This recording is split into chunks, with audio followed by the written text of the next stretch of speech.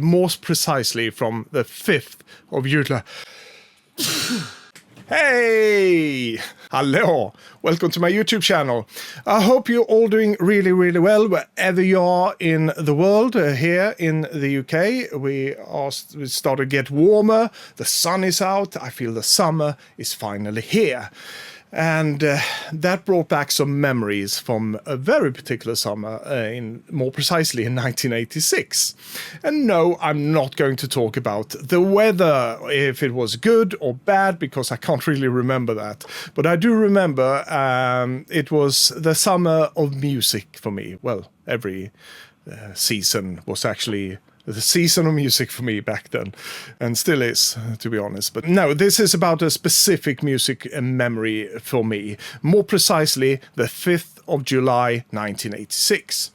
So a bit of a background to this. There was a TV program here in the UK back then called The Tube, and it started out in 1982, ran to I think 1987, so the year after the one I'm going to talk about now. And yeah, they had artists on that had records out at the time, both new and old bands and artists, and they were invited to The Tube, which was actually recorded in Newcastle, invited to the stage there, and they performed some songs live, and that was a unique take of The Tube in comparison to Top of the Pops, for example, that we also had here in the UK, which usually mimed the songs, so they're just playbacks.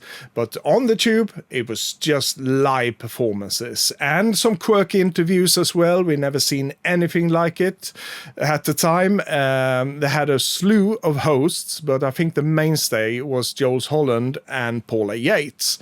Those were the most famous ones. And then, of course, I'm going to talk more about some other presenters as well as we go along here. But yeah, that was The Tube. A great, great program. But at the time, I think in July of 1986, I wasn't really familiar with The Tube. I might have read a line or two about The Tube back in Sweden in Smash Hits magazine, which I bought from inflated import prices from news vendors in Sweden at the time. I might have read about The Tube, so I had some notion about what it was. But Swedish television would actually go on to buy the license to show The Tube in Sweden later that year, I think it was, because I don't think it started back in July already, but I could be wrong. Anyhow, The Tube, somewhere in 1986, announced that they're going to put on a musical spectacle, and it was going to be transmitted all across Europe on the 5th of July. And the whole thing was going to be called EuroTube.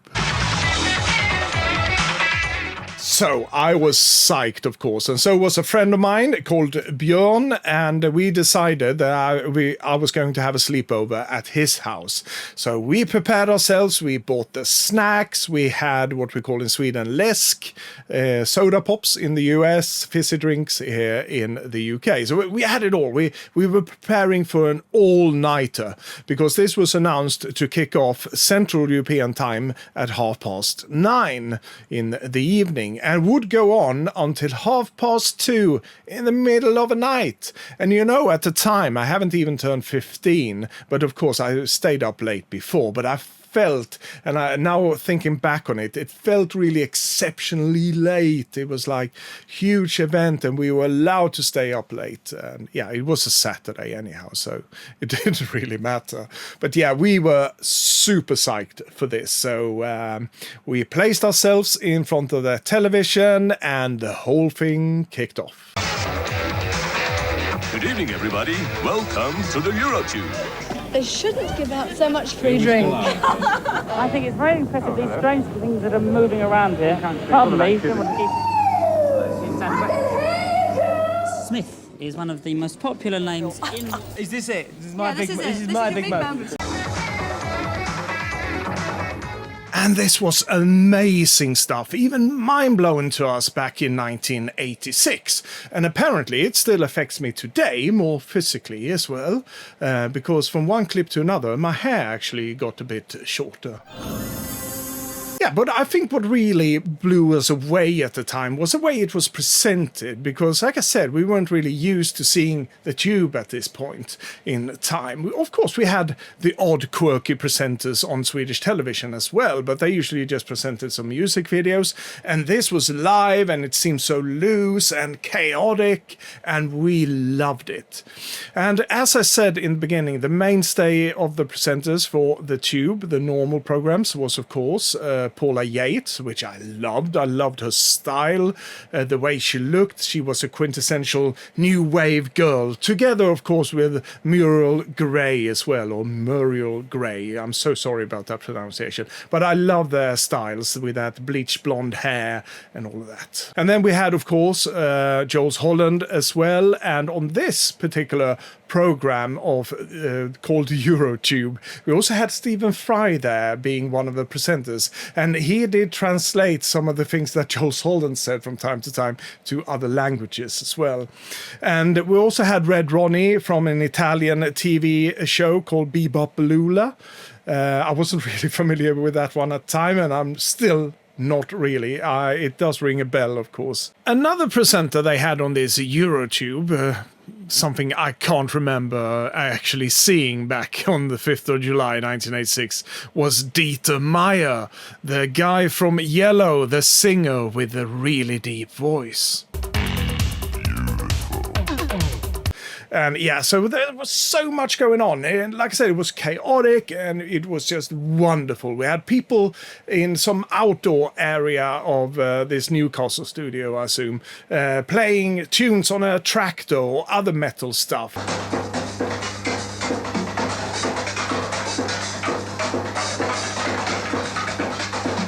Then we had some guy eating some weird stuff, vinyl records or glass or whatever it was.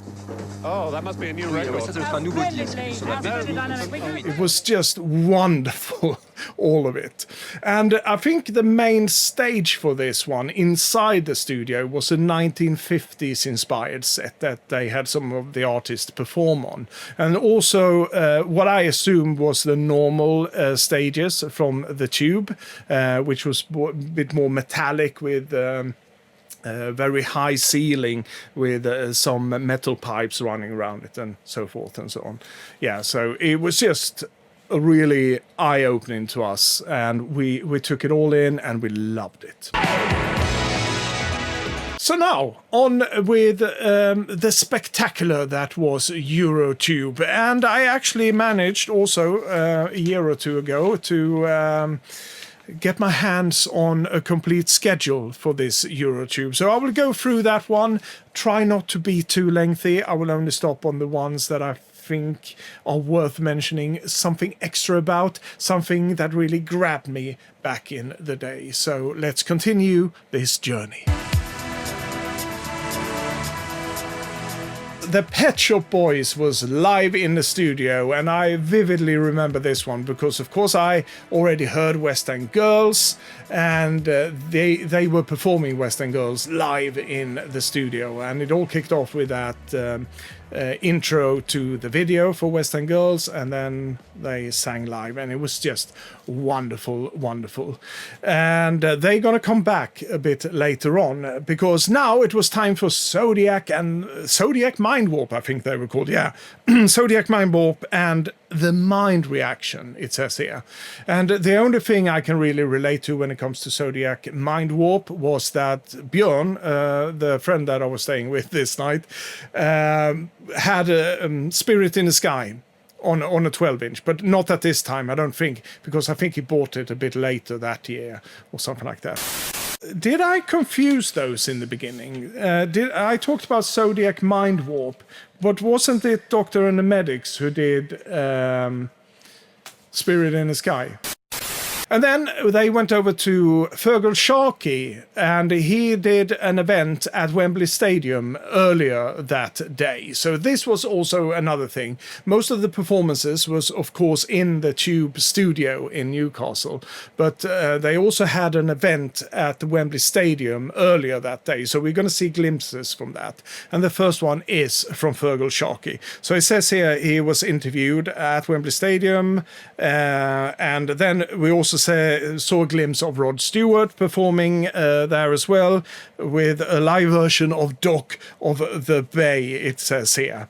And then When a Man Loves a Woman, it says here. No artist stated, but it sounds like it could be a Rod Stewart thing, so I just assume. If she is bad, he can see it. Well, she can do no wrong. And then a very familiar face popped up. Well, familiar today, but to us back in the day, I had no clue who this was, but I was amazed. Yes, it's Max Headroom and the Eurotube. That, of course, was Max Headroom, a cultural icon of sorts. He was everywhere, it seems, around this time. But at that time, the 5th of July in 1986, I wasn't really aware of him. That was the first time I saw or heard anything from Max Headroom. Little did I know that he actually released a single with The Art of Noise just a couple of months earlier called Paranomia. Is that my tea's made? Paranoid.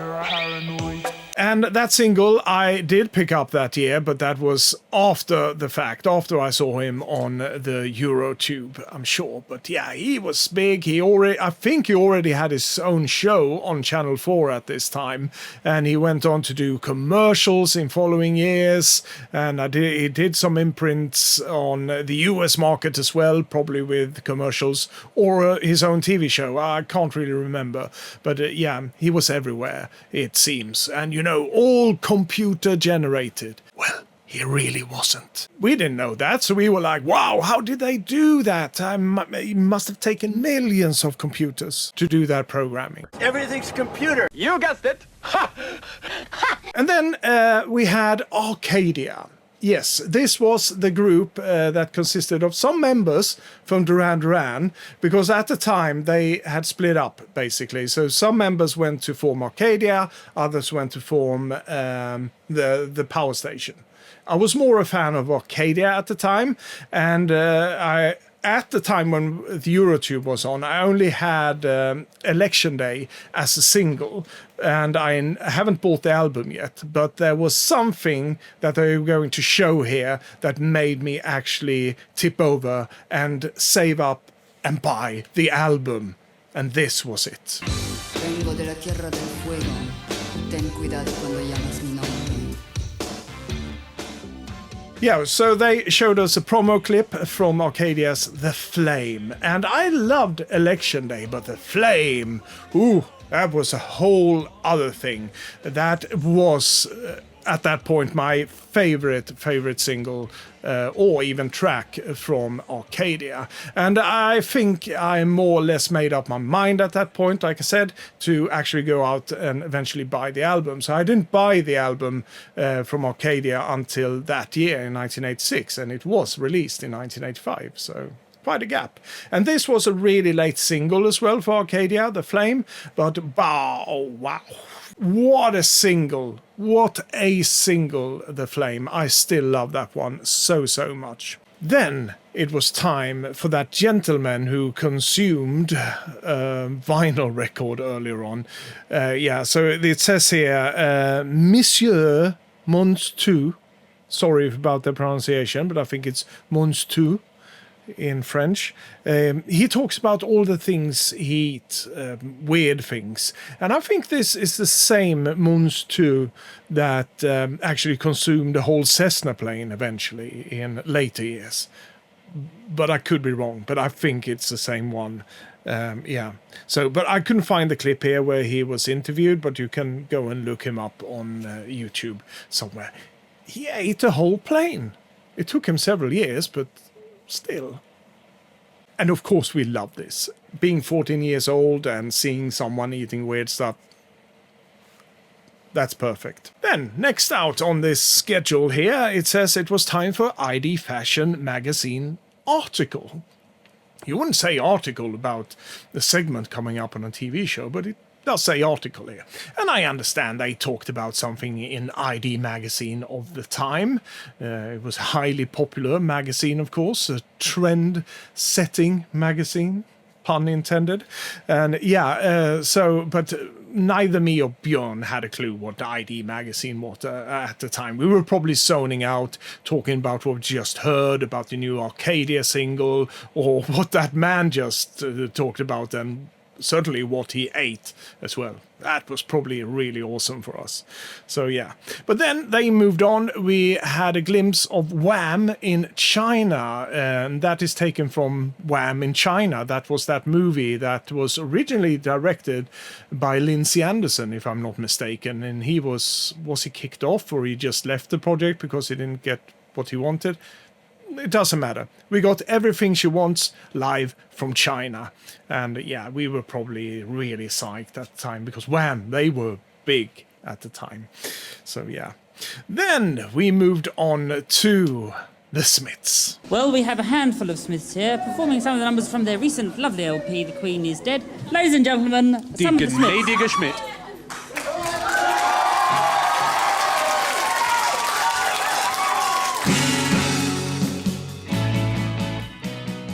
Yeah, and the Smiths at the time, I wasn't really acquainted with at all. I had no clue really who they were. I don't think I heard anything from the Smiths at this point. But they performed There Is a Light That Never Goes Out and Panic.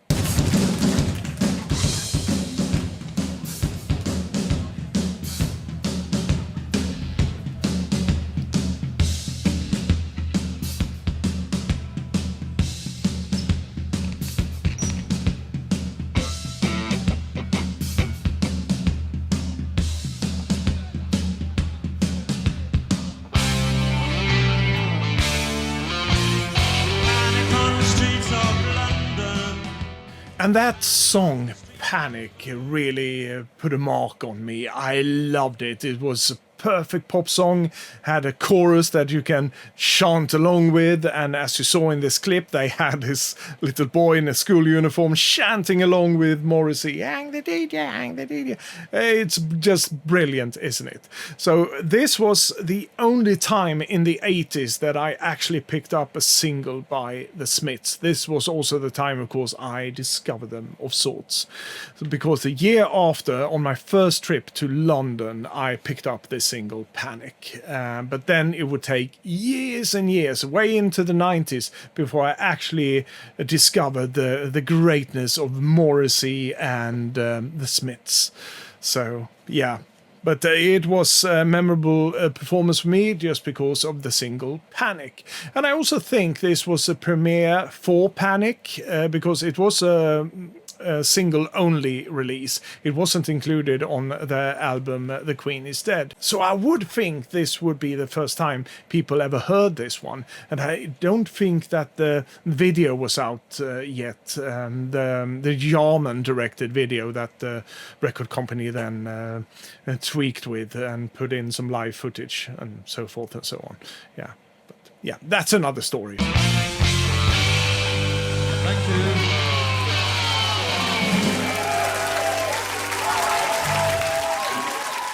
Then we went on to an interview that Red Ronnie conducted in Italy with the singer Martin Degville, or Degville. Martin Degville, sorry. From Sigue Sigue Sputnik. And wow, that was one of the big things that year in 1986. Sigue Sigue Sputnik's Love Missile F111. There goes my love rocky red.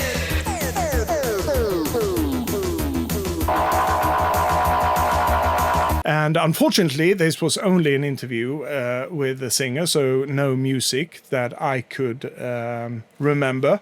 And it does say here, the notes that I found, it's just an interview, unfortunately. But yeah, I would love to see some Sigue Sigue Sputnik live at the time, and still do, of course. Bebopalula, yeah, that's my middle name. Martin Bebopalula Degville. So you can sing it? I can sing extremely well. Could you try? Well, Bebopalula, she's my own baby. And then we had something called Claw Boys from Holland, and something called So Real, which was a tube film or promo clip. So I'm not really sure what they were referring to, and believe me, I searched for these ones, but no, unfortunately, I can't tell you what it is. But perhaps you remember what it was, so please put it down in the comments. And then we had something very familiar to us. That was Alphaville from Germany, of course, and Dance With Me, which was yet another promo clip. Do you want to dance with And yeah, we were in love with Alphaville. So at this point in time in the show, we've seen a lot of new things. We were bombarded with all these images, and we also seen all these artists that we really loved and was listening to at the time. And Alphaville was probably up there, the top tier groups. So we were probably in seven heaven by the time. And then it went on to Stage Dolls from Norway, yet another promo clip that I couldn't find, unfortunately. And then on to another familiar group for us at the time, Andushin. Indochine.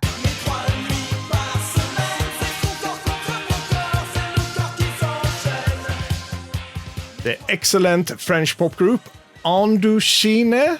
I'm so sorry for any French-speaking people who are watching this one. I butchered it before, and I probably butchered it again. But this was a really, really good pop group. Very popular in Sweden, especially the year before in '85, and I think even in '84 as well. They had a couple of hit singles in Sweden and an excellent album out that was distributed by a Swedish label called Stranded. So I was very well acquainted with this group, and I loved the material. I didn't understand a word of what they were singing, but I still loved the music and the tonality of the French language, of course.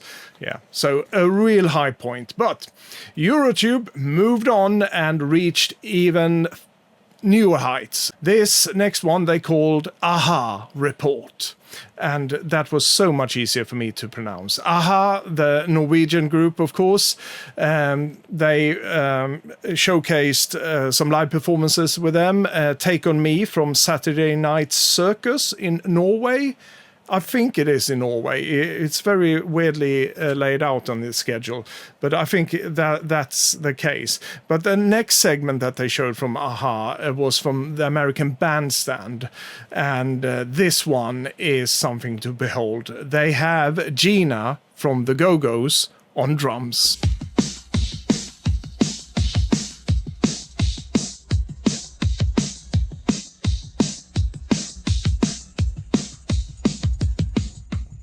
And what a performance. I love the energy that Gina puts into her drumming. And I know it's electronic drums and she's sitting by a normal drum set, but still it's so convincing and she gives it her all. And what a combination. Aha and Gina from the Go-Go's. Can it get any better? Well, it actually can, because they also performed Hunting High and Low on a train in Japan.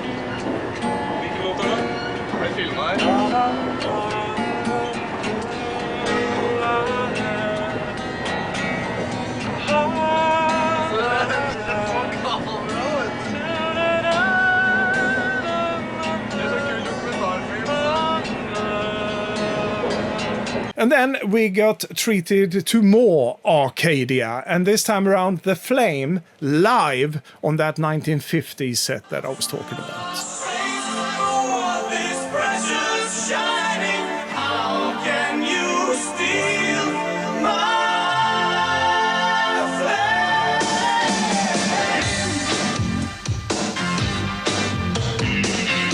Vengo de la Tierra del Fuego. Ten cuidado cuando llamas mi nombre. Then we had something that it says here in the transcript of the schedule, scenes from the Eurotube bar. And that was probably just some people mingling, people chatting, because that is what I can recollect from this show. Like I said in the beginning, just chaotic, very loose, and just lovely. Lovely stuff. So I can imagine this was just one of the segments, one of the points on the schedule. Yeah, we're just going to mingle around the bar, hear people speak randomly. Yeah, that's probably what happened. And then we went to the Blow Monkeys, Scared of Me, and Digging Your Scene, live from Wembley earlier that day. And Blue Monkeys, I can't remember if I heard them at the time, but Digging Your Scene would become one of my favorites, at least the year after in 1987 when I picked up that single. So yeah, I was really in love with that sound. What did they call that? Sophistopop. I think they were categorized in that sophistopop genre. Yeah, but yeah, so that was great. And then there was another band that came on that I think I heard at least one single of before, or this could have been the first time. It doesn't matter, but I was blown away by this band. It's Simply Red, and of course, Come to My Aid.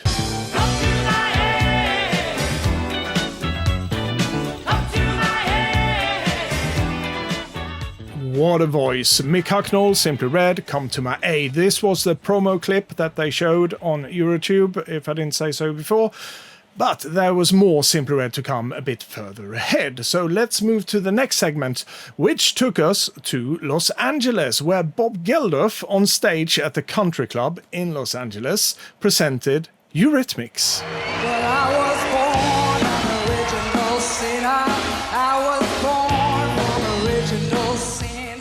And what a year Eurythmics had in 1986. They had Revenge out, an excellent album. I dare to say it's my favorite album by Eurythmics, with great tracks that they actually performed here as well on stage in Los Angeles. Missionary Man, The Last Time, and When Tomorrow Comes. Plus, Annie Lennox got interviewed by Paula Yates in the back of an open car, it says here, because that is important. Yeah, but what a performance. Love myself some Eurythmics. So, really good. Then, next on the agenda was Courtney Pine and Carmel doing Round Midnight live from the studio. And looking back on this one, because I did find a clip of this on YouTube, I would think that we thought, oh my goodness, this is boring, it's jazz. Yeah, I do listen to some jazz today, but I'm not a connoisseur or anything like that. But you know, back in 1986, being 14 years old and listening to this, I was like, what is this? Give us some more pop music, give us some more Eurythmics or Arcadia or something like that. Yeah, so I found it really boring. But listening back to it now, yeah, it's quite nice. But I could understand my 14-year-old self being a bit bored by this.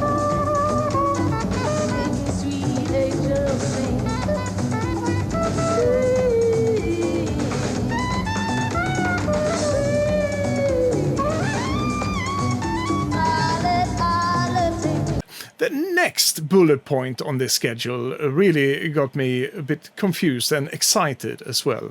I know, it might sound weird, this one. But the bullet point says, Team of Dancers in the Eurotube bar. That was actually a separate bullet point on the schedule. So I just had to find the clip. Well,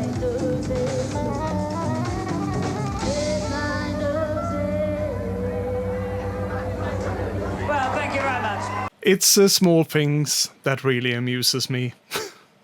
That was, of course, a couple of guys at the Eurotube bar dancing to the last couple of notes from Carmel and Courtney Pine doing Round Midnight. But what really amuses me is, of course, it's being a separate bullet point. It's just a segue from one segment to another. A couple of guys that they happened to film in the bar, and someone put it on the schedule that I found. But yeah, that amused me. Then they went on to show us yet another promo clip, and this time around from Sir Paul McCartney. But with all these people listening in, I don't know where I ought to begin.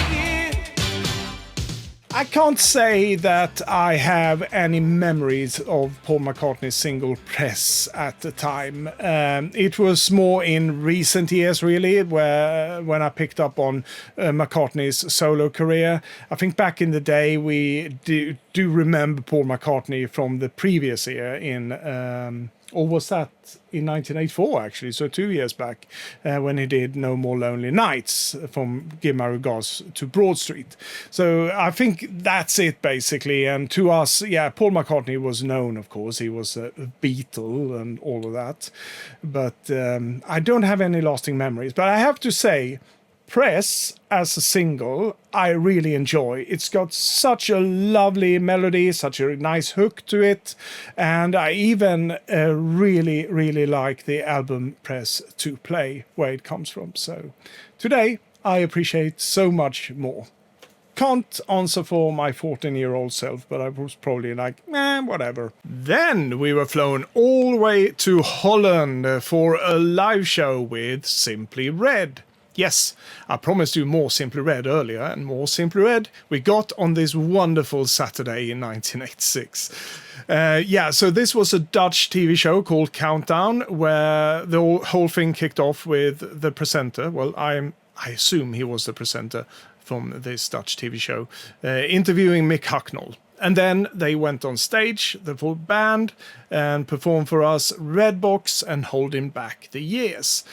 And I already got a taste of Simply Red earlier in Eurotube, as we saw with Come to My Aid, and I thought this was so good. I mean, the energy of the band, the voice of Mick Hucknall, it all is simply wonderful. Still holds up really, really well today, so if you have a chance, go and search for that clip. It's just outstanding stuff. And then we were transported back again to Newcastle and the Eurotube studio, where Paula Yates was going to interview Arcadia. And this was really interesting to watch back and listening back to today, because I don't know if I mentioned this before. I think I did, but anyhow, because this was live and there was no subtitles available for us, I'm not sure if we had someone from Swedish television translating live as it was. They had that in other countries, but I can't remember if we had that. And if we didn't, I'm sure we zoned out a bit because we weren't really fluent in English. We couldn't really keep up and all that. Yeah, something in that vein. But it was really interesting to listen back to it today. And it's a really fun interview. I mean, it's Paula Yates. She was such a great character. Such a great person and very funny, and this interview is no exception at all. And I felt bad for her at the end of this, because she's supposed to hand over to the next segment and she forgets what it was. And it's easy. I mean, it's live and there's a lot of things going on. It's the Tube. It's always chaotic. So yeah, she shouldn't feel too bad. Yeah, I miss Paula Yates. I really do. I think most of us do.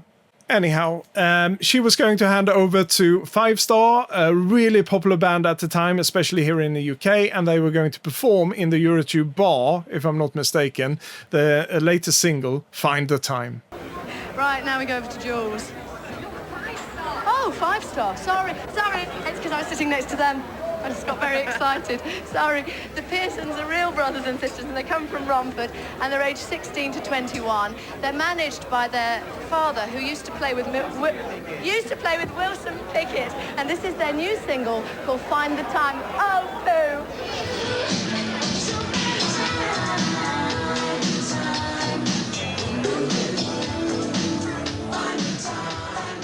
Then we had the Spencer Davies group doing Nobody Loves You, When You're Down and Out. And it says here, Ghost Goes Gear movie.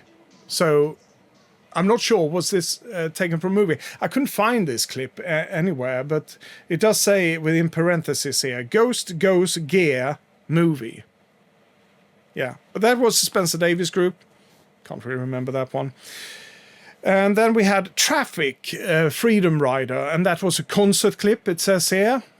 Once again, I found some concert clips with Traffic, but I couldn't relate them to that clip that they showed on YouTube, so I didn't want to include it here. So please correct me if you have more information about Traffic here. Because I do believe, wasn't Jules Holland and Steve Winwood in Traffic? Or am I just winging it here?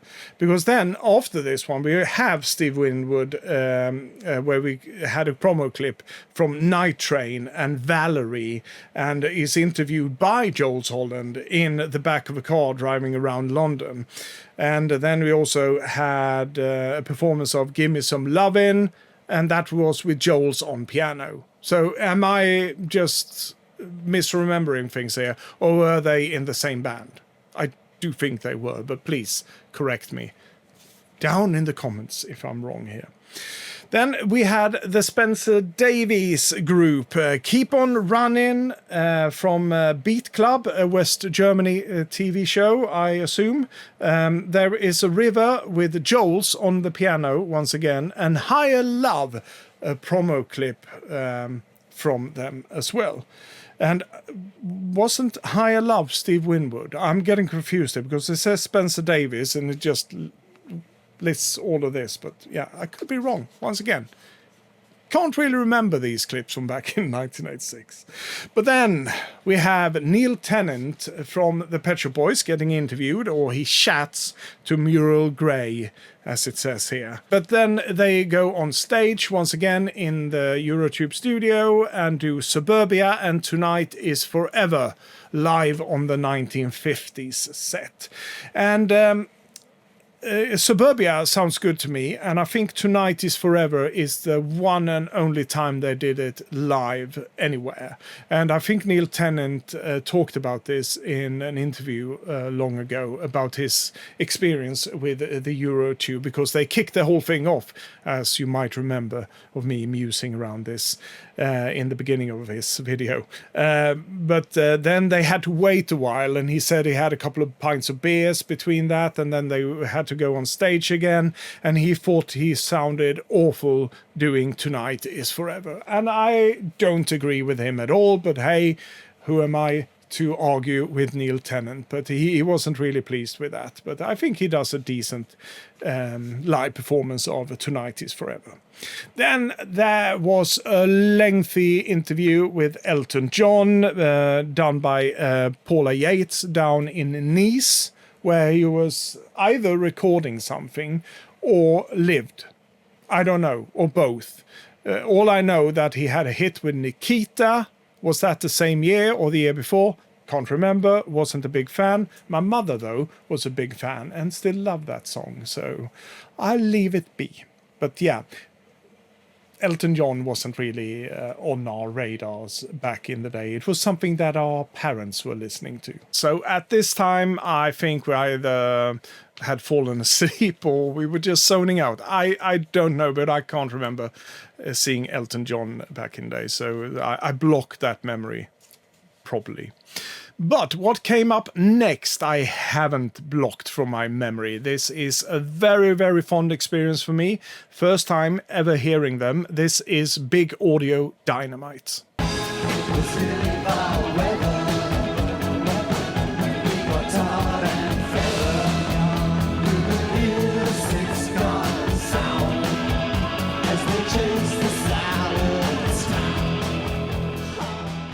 I was really blown away by how they sounded. It was really nice melodies, but it was pop music in a way I never heard before. They were really in the forefront of pop music at the time. And they performed Medicine Show and Bad. And I just loved it. The use of the samplers and the beats, everything was so great. And just shortly after this, I actually bought that album, This Is Big Audio Dynamite, where both of these songs are featured. And I especially like that intro on Bad. I have so vivid memories of that. I was like, what is this? It's even better than the last one, which was, of course, Medicine Show. No, so Bad starts out with this sample of someone saying, "Go ahead, London." We're bad. Go ahead, London. It was all it took for me to be like, yes, this is the band to keep an eye on, for sure. really, really great. Then it says here, after that great performance by Big Audio Dynamite, we had Mark Rogers, otherwise known at the time as Hollywood Beyond. Yeah, I do remember Hollywood Beyond, but if you ask me to hum a song of his, no luck there. But I do remember the name Hollywood Beyond. And he was interviewed by Muriel Gray and also showed a tube film, as it says here, No More Tears. And I'm not sure if that's connected actually to Hollywood Beyond. Yeah, you could just tell the research I done around this.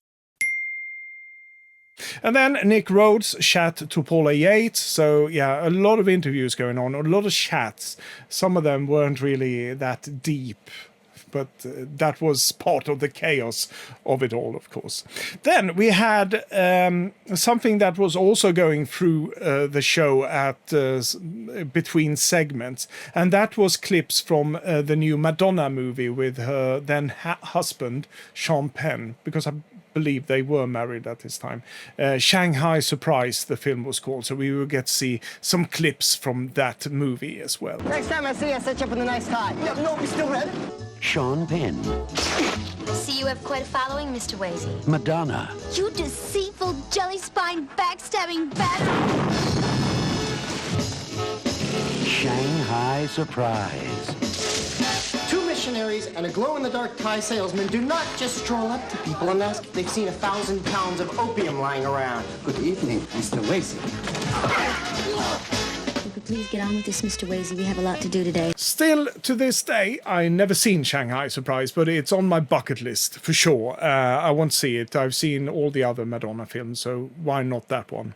Yeah. And then we had a favorite of my friend Björn that I was staying with this night, and that was Simple Minds. And they did Once Upon a Time live in Rotterdam, it says. And they were on this big tour, which I think started the year before, and they were hugely popular and had singles on the charts throughout 85 and 86.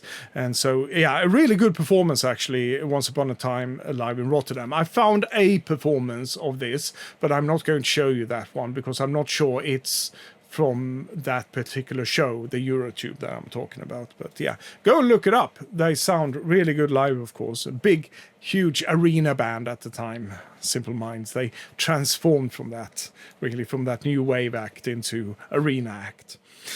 Then, once again, Doctor and the Medics. Did I confuse those in the beginning? I talked about Zodiac Mind Warp, but wasn't it Doctor and the Medics who did Spirit in the Sky? Yeah, it was, because it says here, Spirit in the Sky, promo clip. So who was the first guy I was mentioning here? Zodiac Mind Warp and the Mind Reaction, Love is Dangerous. I confused the both, but not a huge fan of any of those, I'm sure. But yeah, it was, of course, Doctor and the Medics who did Spirit in the Sky, and not the other one, Zodiac Mind Warp. Oof. Confusing stuff. Then back to Dr. Robert and the Blow Monkeys again, who chats to Paula Yates this time around. He had flown from Wembley to Newcastle because earlier that day they did a performance at Wembley Stadium, the Blow Monkeys did. And then Dr. Robert, who was the singer, of course, flew all the way from Wembley up to Newcastle to be interviewed by Paula Yates. Yeah, that's how things went. And then we had Rod Stewart from Wembley Stadium earlier that day doing Maggie May, Baby Jane, and Every Beat of My Heart. Yeah. And Rod Stewart at the time, yeah, it was one of those artists as well, just like with Elton John, that our parents were listening to, so they weren't really hip to us. You know, we were hip and young at the time, and Rod Stewart wasn't. No. Robert Palmer, after that, interviewed by Paula, so we could say that the Power Station was part of this, because he was, of course, the singer in Power Station. He's interviewed by Paula Yates. I Didn't Mean to Turn You On, which they say is a tube film here. I couldn't really find that one either. I would love to see that. But this is, of course, after the fact of the Power Station. So he's doing his solo career again from his new record. that is.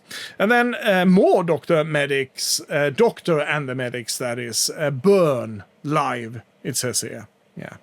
And then we had the Christians doing Forgotten Town live in the Eurotube bar. And Christians, they had a couple of hits at the time, and if I heard them, I would recognize them. But at the time of recording this and just sitting here spitting out facts from a schedule, I can't remember a song, but I remember they were big at the time.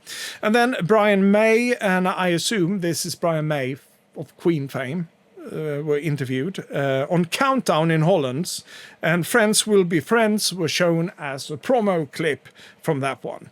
And then we have the pride of Sweden at the time. No, not really. They're good, but they weren't really known to us. But it's a Swedish band called Lädernunnan. But they were called internationally the Leather Nun, or just Leather Nun. And they did a wonderful cover of Gimme, Gimme, Gimme by ABBA.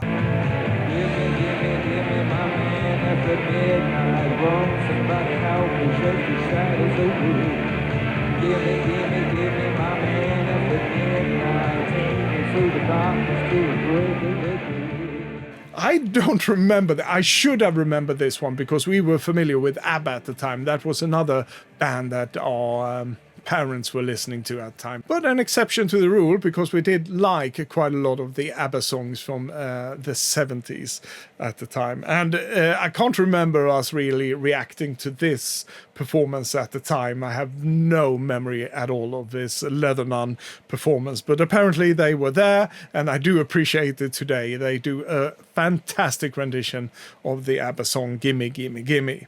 But then, entering the stage in the Tube studio were Yellow.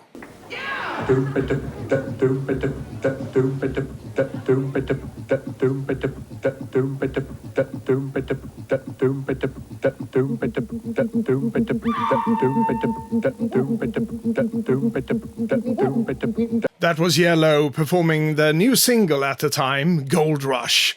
And if I was lying down at this point, because after all it was pretty late in the night, I certainly set up for this one. I vividly remember I was grabbed by this one from the get-go.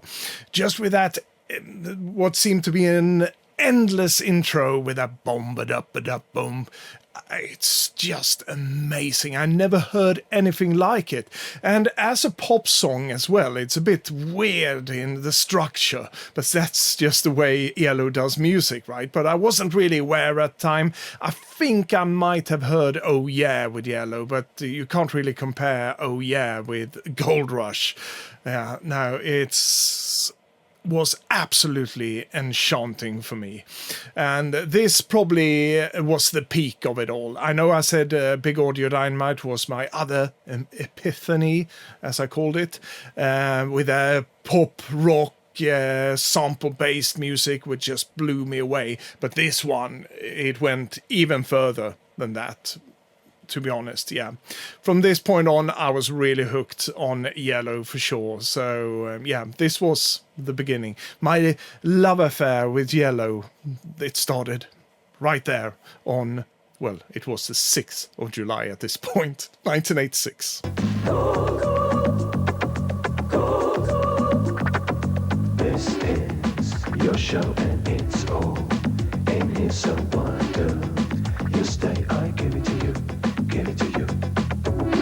What we have left is Dire Straits after this one. Also a big year for them, especially the year before with Brothers in Arms coming out. But they did Money for Nothing live at Wembley Stadium earlier that evening as well. So we saw that clip, and I'm not going to show you that at all.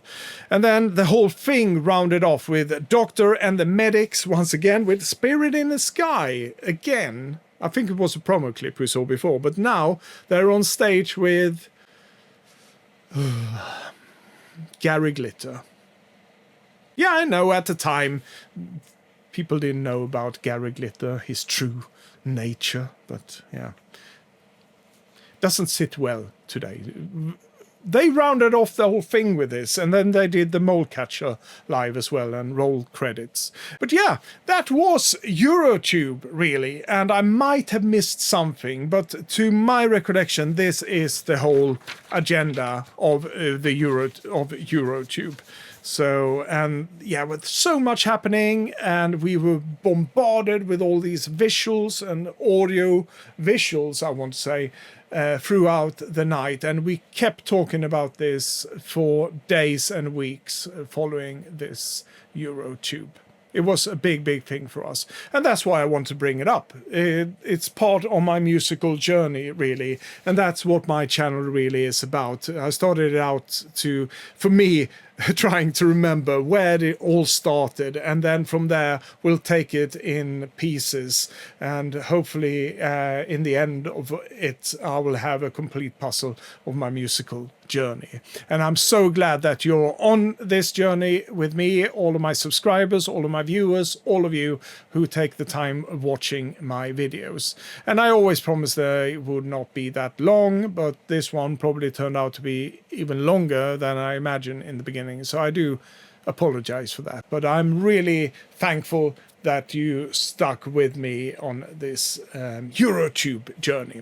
Now I want to hear from you guys. Did you ever watch the EuroTube? What are your memories from that transmission, or even that night? Did you spend it with friends or on your own? And all of that. I want to hear everything EuroTube down in the comments. I will be back soon, and who knows with what. It might be a top 10, it might be another special, whatever. But one thing is for certain, it's going to be about music. Yes. But until then, you all take care of yourself, and a big European adieu.